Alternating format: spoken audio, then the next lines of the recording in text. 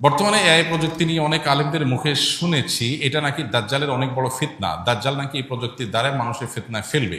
এই কথাটি কতখানি যুক্তিসঙ্গত তা কোরআন হাদিসের আলোকে পেশ করুন, আর এআই সম্পর্কে কিছু দিক নির্দেশনামূলক বার্তা দিন। এআই কে দাজ্জালের ফিতনা বলছেন অনেকেই।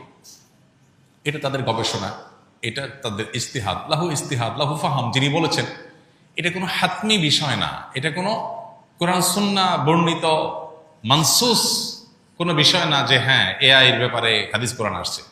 কোনো আলেমের গবেষণা, তার কাছে মনে হয়েছে যে এটাই আস্তে আস্তে মানুষকে দাজ্জালের ফিতনার মতো বিভ্রান্তির দিকে নিয়ে যেতে পারে।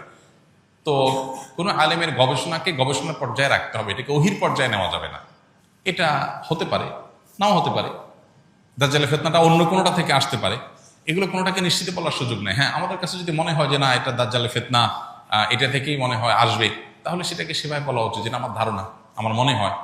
মানুষকে সতর্ক আমি করতেই পারি, বাট নিশ্চিতভাবে আমি বলে দিলাম এই রাইট আমার নাই, কারণ আমার কাছে ওহি আসে নাই, এবং আমি এটা বলতে পারি না অন্য কোনো ওয়ে থেকেও দাজ্জালের ফিতনা আসতে পারে। তবে এটা ঠিক যে এটা এক ধরনের ফিতনা এবং বিভ্রান্তিতে মানুষকে ফেলে দিচ্ছে, উম্মাকে ফেলে দিচ্ছে, এবং নানাবিধ ফিতনার দুয়ার উন্মোচন করছে। ফিতনা কোথায় গিয়ে ঠেকবে, কত বড় আকার ধারণ করবে, সেটা আল্লাহু আলাম। পাশাপাশি এর ব্যবহারের কথা বলেছেন। ব্যবহারের বিষয়ে এআই দিয়ে যদি শরঈ কোনো কাজ করে কেউ, গায়রে শরঈ কাজ না করে, তো জায়েজ। এটা একটা টুল বা এটা একটা টেকনোলজি, এটাকে ব্যবহার করে যদি শরিয়া নিষিদ্ধ নয় এমন কাজ কেউ করে, তাহলে সেটা করতে অসুবিধা নেই। কিন্তু শরিয়া যেটা নিষিদ্ধ সেরকম কাজ যদি কেউ করে, প্রতারণামূলক কিছু করলো, কোনো সৃষ্টির অবয়ব তৈরি করলো, এমন কিছু করলো যেটা শরিয়া অনুমোদন করে না, তাহলে সেটা এআই দিয়ে করলেও নাজায়েজ হবে, অন্য কোনোভাবে করলেও কি হবে, নাজায়েজ হবে, হারাম হবে। অনলাইনে গেম খেললে গেম খেলে টাকা ইনকাম করলে এবং অন্য কোনো প্রাণিত করলে বা আকর্ষণ করলে এটা কোন কাতারে দাঁড়াবে? এটা পরিষ্কারভাবে গুনাহ এবং নাজায়েজ কাজ। প্রথমত এমনিতেই গেম খেলা জায়েজ কাজ না, সময়ের অপচয়, হ্যাঁ, এবং নানা কারণে সেখানে নাজায়েজ হওয়ার বহু উপাদান সেখানে থাকার কারণে সেটা নিষিদ্ধ। এরপরে আবার সেটা দিয়ে টাকা কামাই করবেন, এগুলো বেশিরভাগ ক্ষেত্রেই মানুষকে জুয়ার দিকে নিয়ে যায়। আর সবচেয়ে বড় কথা হলো এটা টাকা কামাইয়ের শরঈ কোনো উপায় বা পদ্ধতি না। অনেকে আছেন যে অ্যাড দেখে টাকা কামাই করেন, যে অ্যাড দেখলেন, যত বেশি দেখলেন তত কামাই করলেন। এটাও না জায়েজ, কারণ এই অ্যাডগুলো যখন দেখতে যাচ্ছেন সেখানে মিউজিক সহ হারাম বিষয় আসছে, আপনি হারামে লিপ্ত হয়ে তারপরে কি করছেন, টাকা কামাই করছেন। এবং এই সমস্ত গেমস ইত্যাদি থেকে টাকা উপার্জন করার এই পথ অবলম্বন করে একটা সময় দেখা যায় অনলাইন জুয়াতে আসক্ত হয়ে যায়। আজকাল অনলাইন জুয়া এটা ঘরে ঘরে জনে জনে হয়ে গেছে।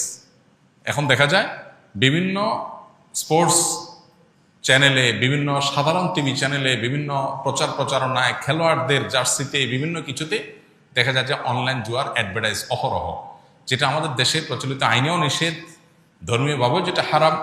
সেই জিনিসটা এটাকে খুব নর্মাল করে ফেলা হয়েছে, যেন দেখার কেউ নেই। এগুলোর ব্যাপারে আমাদের সতর্ক থাকা দরকার। এগুলো আমাদের সর্বস্বকে ধ্বংস করে দিবে। এই জুয়ার পথে যারা গেছে তাদের জীবন ধ্বংস হয়ে গেছে, দুনিয়াও বরবাদ, আখিরাতও বরবাদ, পরিষ্কারভাবে হারাম। আজকাল দেখা যায় এই যে বিভিন্ন সময় বিশ্বকাপ, ফুটবল হয়, ক্রিকেট হয়, বিভিন্ন খেলা হয়, এগুলোকে কেন্দ্র করে এলাকায় এলাকায়, মহল্লা মহল্লা জুয়ার আসর বসে, ছেলেরা মেয়েরা বাজি ধরে। এই যে বাজি, এই যে জুয়া, এগুলো পরিষ্কারভাবে হারাম। এগুলোকে আজকাল দেখা যায় যে অনেকে ব্যবসা হিসাবে এটাকে রীতিমতো একটা ফরম্যাট দিয়ে যুবকদেরকে সেখানে লাগাই দিচ্ছেন, পরিষ্কারভাবে হারাম। এগুলোর ব্যাপারে সামাজিক সচেতনতা বাড়াতে হবে এবং রাষ্ট্রের কর্তা ব্যক্তিদেরও এগুলোর পরে ব্যবস্থা গ্রহণ করতে হবে। আমি মুখে কোনো গালি দেই নাই, কিন্তু বন্ধুদের সাথে গ্রুপে গালিগালাজ এর টাইপিং করি মাঝে মধ্যে, এতে কি আমার গুনাহ হবে কিনা? কোনো খারাপ কথা মুখ দিয়ে বললেই শুধু খারাপ হয় না, ওইটা টাইপ করে লিখলেও কি হয়, খারাপ হয়। কোনো খারাপ কথা মুখে বললেই শুধু গুনাহ হয় না, ওইটা কলমে লিখলেও কি হয়, গুনাহ হয়। এজন্য আমাদের সব ধরনের জবানের হেফাজত করা উচিত।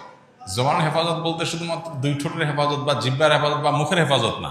জবানের হেফাজত বলতে আমি যতভাবে এই জিনিসটা প্রকাশ করতে পারি ততভাবে আমাকে হেফাজত করতে হবে। এই জন্য ভালো কথা মুখ দিয়ে বললে যেরকম ভালো, লিখলেও ভালো।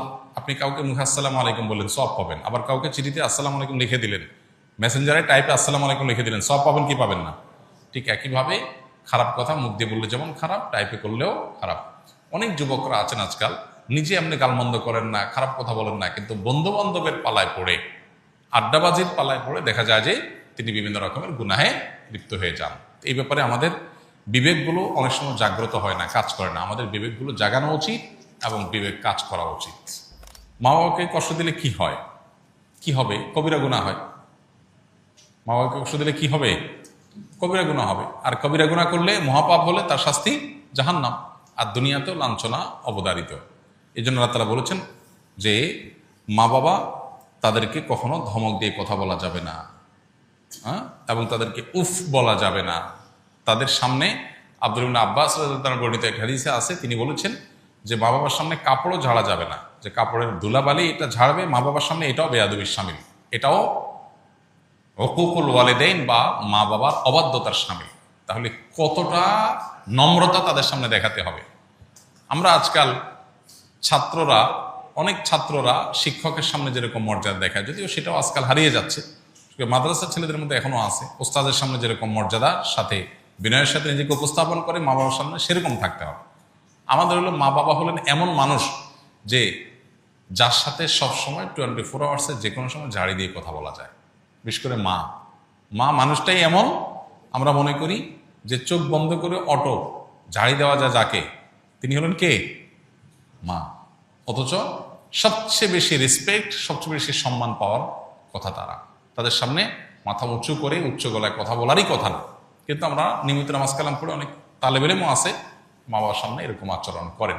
ওস্তাদের সামনে বিনয়ী, মা বাবার সামনে দুরাচরণ করছে। ওস্তাদ এত বিনয়ের হক রাখেন না, ওস্তাদের এত অধিকার নাই যত অধিকার কার আছে? মা বাবার আছে, কিন্তু সেটার খবর নেই। আমরা অনেকেই এক্ষেত্রে ভুল করি। কেউ কারোর মাধ্যমে সালাম পাঠালে তার উত্তরে কি বলবো? কেউ কারোর মাধ্যমে যদি সালাম পাঠায় তাহলে সেক্ষেত্রে আপনি উত্তরে বলবেন ওয়া আলাইকা ওয়া আলাইহিস সালাম, অর্থাৎ তুমি যে সালামটা নিয়ে আসছো তোমার প্রতি এবং যিনি সালাম পাঠালেন উভয়ের প্রতি আল্লাহর শান্তি বর্ষিত হোক। এভাবে আমরা সালামের জবাব দিব যদি কারোর মাধ্যমে লোক মারফতে সালাম পাই।